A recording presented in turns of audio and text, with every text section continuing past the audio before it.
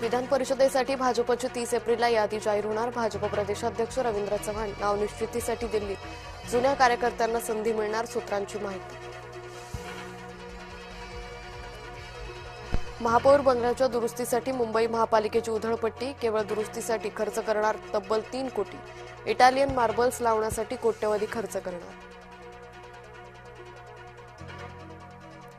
बीडच्या मसाजो ग्रामपंचायतीची आज पोटनिवडणूक. संतोष देशमुखांच्या पत्नी अश्विनी देशमुख रिंगणात.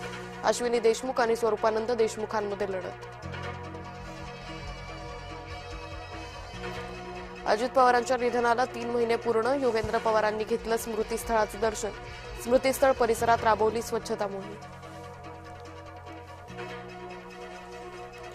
पुन्हा अतिक्रमण वाढू देऊ नका, आशिष शेलार यांचे अधिकाऱ्यांना निर्देश. पात्र झोपडपट्टी धारकांना घर मिळणार.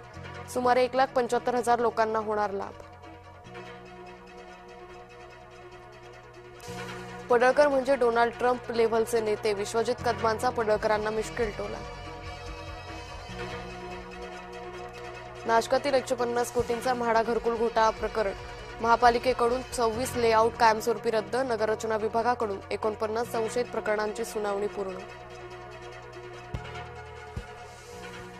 मुंबईकरांची म्हाडाकडे पाठ. आतापर्यंत 2,640 घरांसाठी आले फक्त 45,810 अर्ज.